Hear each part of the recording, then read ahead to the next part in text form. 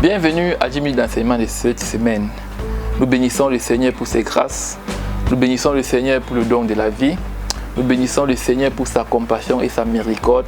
Nous bénissons le Seigneur pour son soutien dans notre vie au nom de Jésus-Christ. Le thème de cette semaine, c'est « Qu'as-tu fait de ton don ?» ou alors « Que fais-tu de ton don ?» Chacun de nous a reçu un don de Dieu. Chacun de nous a reçu un talent du Seigneur. Et la question qu'on se pose de nos jours, parce qu'on voit à l'église, les gens ne veulent plus travailler pour le Seigneur. Qu'est-ce qu'on fait des dons qu'on a reçus de Dieu? D'où la question, qu'as-tu fait de ton don? C'est pourquoi aujourd'hui, nous allons lire dans le livre de Matthieu 25, à partir du verset 14. Matthieu 25, verset 14. Il en sera comme un homme qui, partant pour un voyage, appela ses serviteurs et leur remit ses biens. Verset 15. Il donna 5 talents à l'un, 2 à l'autre et au troisième 1, à chacun selon sa capacité, et il partit. Aussitôt, celui qui avait reçu 5 talents s'en alla et le fit valoir. Il en gagna 5 autres. Verset 17. De même, celui qui avait reçu 2 talents en gagna 2 autres. Verset 18. Celui qui n'en avait reçu qu'un talent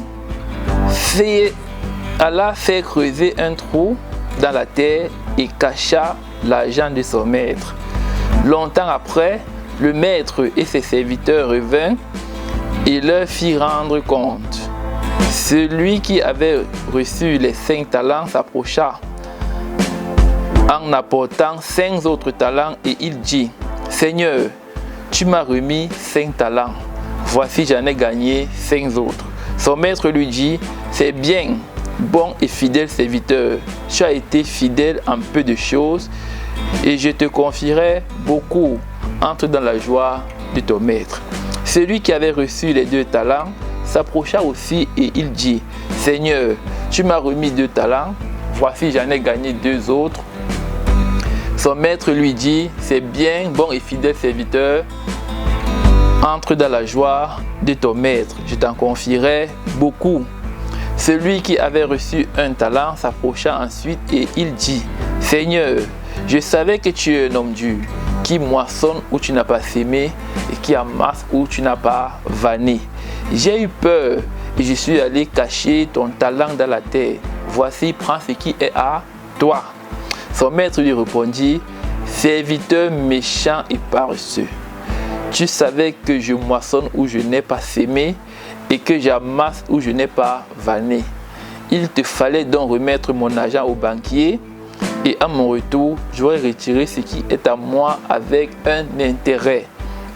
Ôtez-lui donc le talent et donnez-le lui à celui qui a les 10 autres, car on donnera à celui qui a et il sera dans l'abondance, mais celui qui n'en a pas, on notera même ce qu'il a. Ça, c'est la parole du Seigneur Jésus-Christ. Qu'as-tu fait de ton talent? Qu'as-tu fait de ton don? Chacun de nous en tant que chrétien a reçu un talent du Seigneur. Chacun de nous en tant que chrétien a reçu un don du Saint-Esprit. Mais que faisons-nous de ce don? Que faisons-nous de ce talent qui nous a été donné? Est-ce que ce talent nous a été donné juste comme ça, pour que nous l'arrêtions? Est-ce que ce talent nous a été donné pour que nous le mettons en valeur? Est-ce que ce talent nous a été donné pour que nous le mettons au service de Dieu? Est-ce que ce talent nous a été donné pour que nous impactons le monde? À l'église, maintenant, on a un problème. Beaucoup de chrétiens sont devenus des chrétiens auditeurs. Tout le monde vient à l'église pour s'asseoir et écouter. Tout le monde vient à l'église pour s'asseoir et écouter la parole et dire: je suis béni. Répondre Alléluia, Amen. Beaucoup ne veulent pas travailler pour le Seigneur, alors que Dieu a donné à chacun de nous un talent, un don au minimum. Mais on ne veut pas utiliser. On ne veut pas utiliser le talent à cause de la paresse spirituelle. À cause de la paresse spirituelle. Personne ne veut utiliser le talent. Or, il y a plusieurs ministères à l'église. Il y a plusieurs ministères à l'église où chacun peut exercer son talent. Il y a la louange, il y a l'adoration, il y a l'évangélisation, il y a la prédication, il y a l'enseignement, Il y a plein de talents, plein de ministères à l'église. Mais personne ne veut utiliser le talent. Alors que chacun de nous a un talent. Certaines personnes ne veulent même pas connaître le talent qu'ils ont reçu de Dieu. Mais on est quand même chrétien. On s'appelle quand même serviteur de Dieu. Quand on pose une question à quelqu'un, qui est serviteur de Dieu? Tout le monde lève le doigt. Mais est-ce que tu sais Dieu? Servir Dieu, ce n'est pas venir s'asseoir à l'église, écouter. Servir Dieu n'est pas venir s'asseoir, écouter la prédication, écouter les messages. Mais servir Dieu, c'est aussi partager ses connaissances. C'est aussi manifester son don. C'est aussi mettre son don à la disposition des autres. C'est ça, servir Dieu. La Bible dit qu'il y a, la moisson est grande, mais il y a peu de moissonneurs. Parce que les gens ne veulent pas utiliser le talent. Vous êtes le sel de la terre et la lumière du monde. Comment donc saler la terre si on ne peut pas utiliser son talent? Avec quoi est-ce qu'on va saler la terre? Nous sommes la lumière du monde. Avec quoi est-ce qu'on va éclairer le monde si on ne veut pas faire sortir la lumière qui est à nous? Le talent que Dieu nous a donné, c'est une lumière. C'est avec ça qu'on va éclairer le monde. Mais les gens ne veulent pas. Les gens se renferment sur eux. Ils observent les autres faire. Ils sont juste là derrière pour critiquer. Oh, la sœur n'a pas bien chanté aujourd'hui. Oh, le frère là n'a pas bien chanté aujourd'hui. Mais eux-mêmes, ils ne peuvent pas prendre le devant. Quel est le talent que Dieu t'a donné? Toi qui me regardes ce soir, quel est le talent que Dieu t'a donné? Quel est le don que Dieu t'a donné? Est-ce que tu mets ça en pratique? De nos jours, personne ne devait être à l'église juste pour écouter. Chaque personne dans l'église, chaque membre de l'église devait appartenir à un groupe. Soit au groupe d'évangélisation, soit au groupe de louange, soit au groupe d'adoration, soit au groupe d'intercession. Chaque membre de l'église devait avoir une activité spirituelle qui mène pour servir Dieu. Quelle est l'activité spirituelle que tu mènes pour servir Dieu? Si Jésus-Christ apparaît maintenant et dit « Tu m'as servi », qu'est-ce que tu vas répondre? Est-ce que tu as servi Dieu? Est-ce que tu as mis le talent qu'il a mis en toi au service des gens? Alléluia. Quel est ton rôle à l'église? Quel est ton rôle dans la maison de Dieu? Si tu n'as pas de rôle dans la maison de Dieu, ça veut dire que ta place n'y est pas. Dieu dit qu'il a fait de nous un peuple de souverains sacrificateurs. Le sacrificateur était là pour servir Dieu. Quel est le service que tu rends à Dieu? Quel est le service que tu rends à Dieu? Et après on se plaint. Seigneur, j'ai un problème de mal de pied. Seigneur, j'ai un problème de stérilité. Seigneur, j'ai un problème des yeux, je ne vois pas bien. Seigneur, j'ai un problème de ceci. Mais tu penses que Dieu va t'exaucer comment? Comment est-ce que tu penses que Dieu va t'exaucer? Il t'a donné un talent que tu ne mets pas en pratique. Comment est-ce que tu vas faire pour aller devant lui avec la prière? Qu'est-ce que tu vas lui dire quand tu seras devant lui? Quel est l'argument que tu vas présenter aux yeux de Dieu pour qu'il résout ton problème? Quand Dieu a envoyé le prophète aller rencontrer Ézéchiel, et le prophète a dit à Ézéchiel, le Seigneur m'envoie te dire que tu vas mourir. Ézéchiel n'est pas tombé là, commencé à pleurer. Quand le prophète est sorti, Ézéchiel n'a pas dit à Dieu, Seigneur, je ne vais pas mourir. Non. Il n'a pas dit, Seigneur, s'il te plaît, donne-moi encore 2 jours. Non. Il a pris son CV et il l'a mis devant Dieu. Ça veut dire qu'il a tourné sa face contre le mur. Et il a commencé à raconter à Dieu tout ce qu'il a fait. Seigneur, tu m'as envoyé ici, j'ai évangélisé.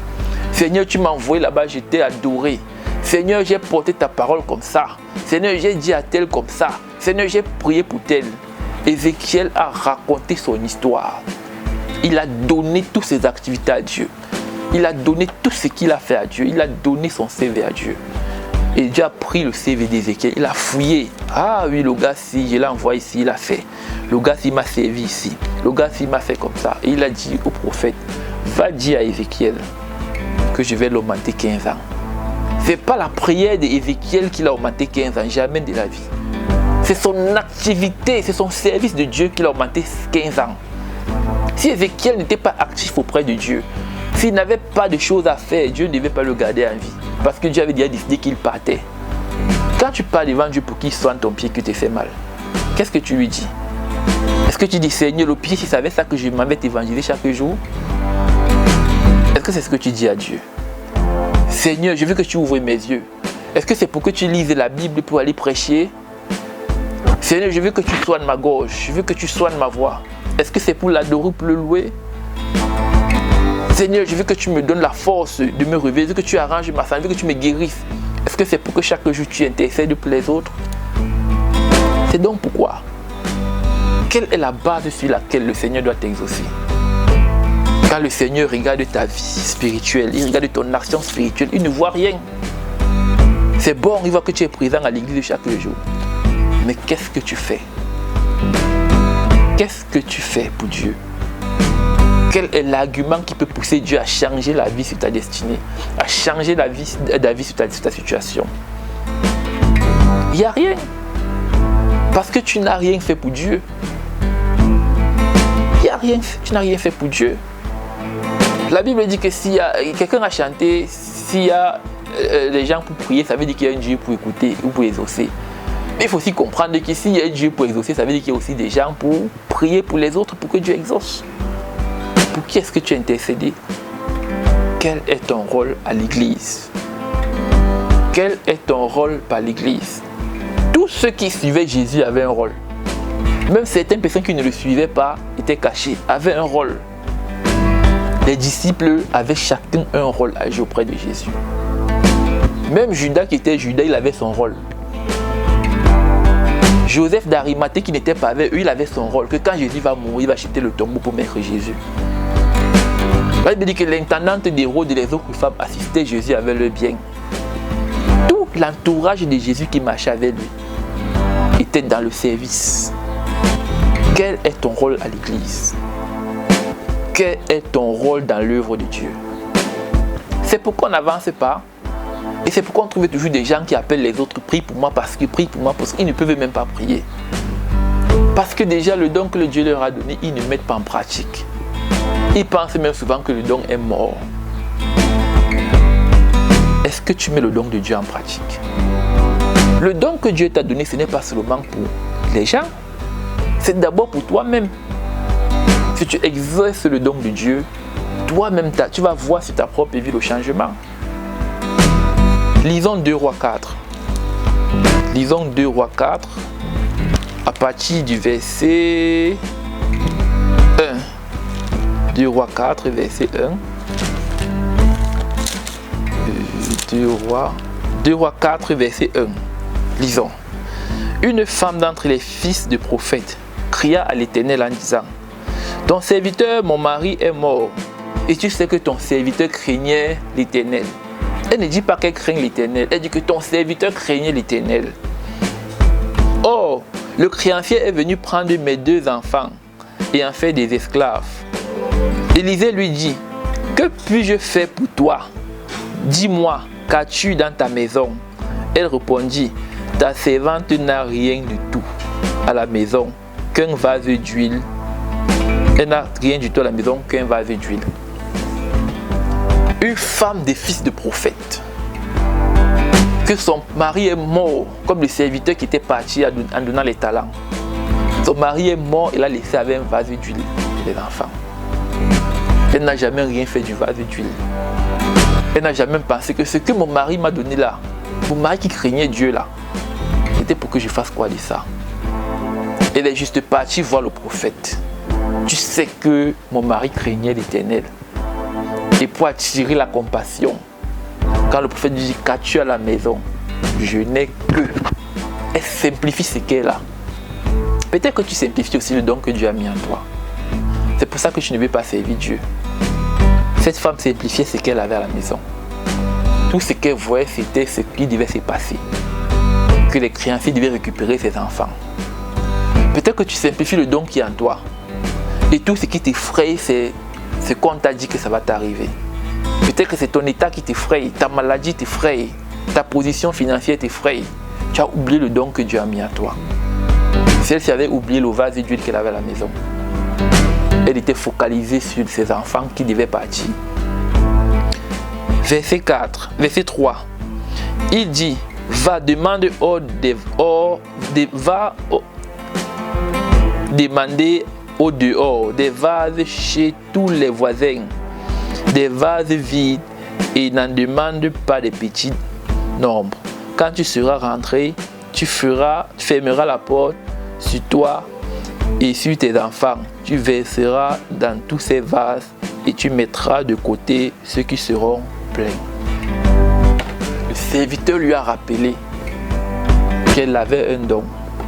Va utiliser le don que tu as. Ton mari t'a laissé un don. Va utiliser le don. La ferme ta maison. Va utiliser le don. La Bible dit qu'elle est rentrée chez elle. Elle avait un petit vase d'huile, qu'elle savait qu'elle avait un vase d'huile. La Bible dit qu'elle a pris les gros vases chez les voisins. Elle a commencé à remplir. Au fur et à mesure qu'elle remplissait, les gros vases ne faisaient que remplir, remplir, remplir, remplir. Ça veut dire que son petit don, le petit don qu'elle avait, le petit don qu'elle avait, le petit talent qu'elle avait à la maison là, ça a commencé à remplir, à devenir des grands talents quand elle a commencé à utiliser. Des grands talents. Un vase d'huile a rempli des milliers de grands vases d'huile. Tu as le Saint-Esprit que Dieu t'a donné. Est-ce que tu as mis le Saint-Esprit en valeur? L'huile, c'est le Saint-Esprit. La femme s'y avait gardé le Saint-Esprit. Et quand elle a fermé sa maison, elle a commencé à utiliser le Saint-Esprit. Elle a résolu tous ses problèmes. Est-ce que tu utilises le Saint-Esprit que Dieu a mis en toi? Est-ce que tu utilises le don que Dieu a mis en toi? Tant que tu n'utilises pas le don que Dieu a mis en toi, tu auras toujours des problèmes. Tu vas toujours appeler les gens qui ont prié pour toi. Tu vas toujours appeler les gens à l'aide. Cette femme avait un don. Elle avait l'huile chez elle. Mais elle a appelé quelqu'un à l'aide. Parce qu'elle n'utilisait pas ça. Bien-aimé ce soir, prends conscience de ta position devant le Seigneur.